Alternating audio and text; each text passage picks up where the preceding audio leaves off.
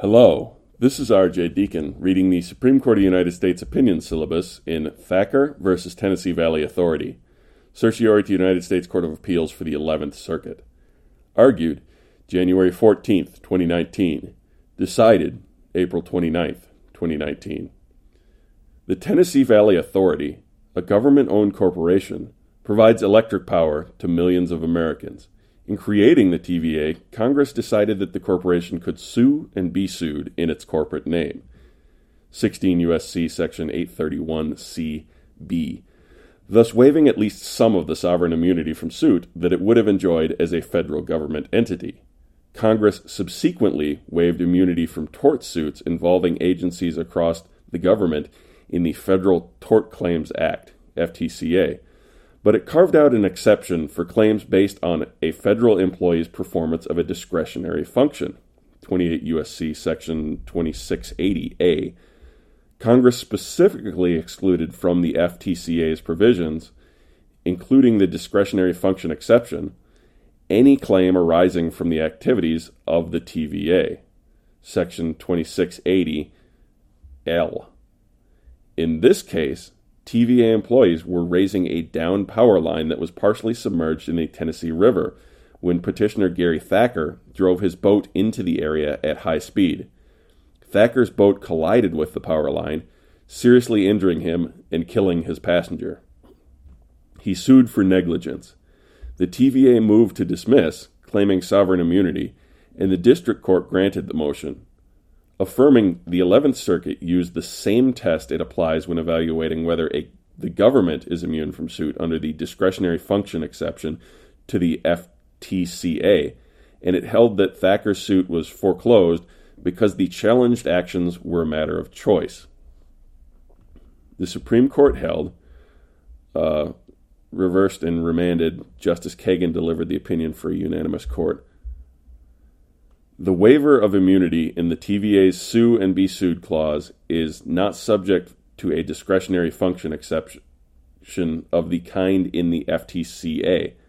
By the terms of the Tennessee Valley Authority Act of 1933, the TVA's sue and be sued clause contains no exception for suits based on discretionary functions, nor does the FTCA's discretionary function exception apply to the TVA. See 28 U.S.C. Section 2680L. But this court recognized in Federal Housing Administration v. Burr that a sue and be sued clause might be subject to an implied restriction.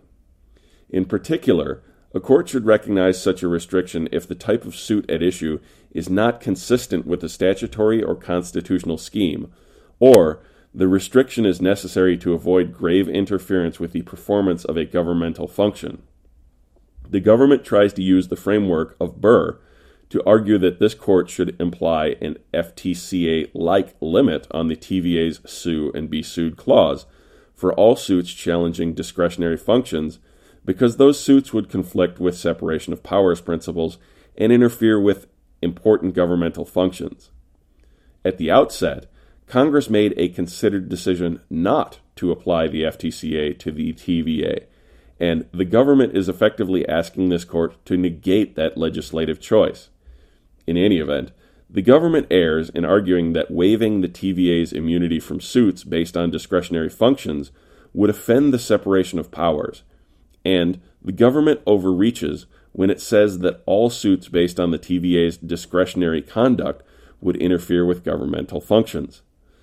The discretionary acts of hybrid entities like the TVA may be commercial in nature, and a suit challenging a commercial act will not interfere with governmental functions.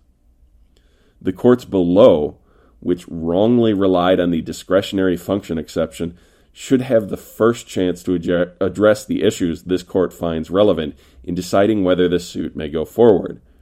To determine if the TVA has immunity, the court, on remand, must first decide whether the conduct alleged to be negligent is governmental or commercial in nature.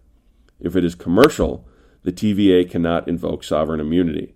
If it is governmental, the court might decide that an implied limitation on the clause bars the suit, but only if it finds that the prohibiting the type of suit at issue is necessary to avoid grave interference with that function's performance. That's reference to Burr. The decision below is reversed and remanded. Justice Kagan delivered the opinion for unanimous court. If you'd like to reach the podcast, we can be reached at rhodesscholar80@gmail.com. That's ROADS and 80.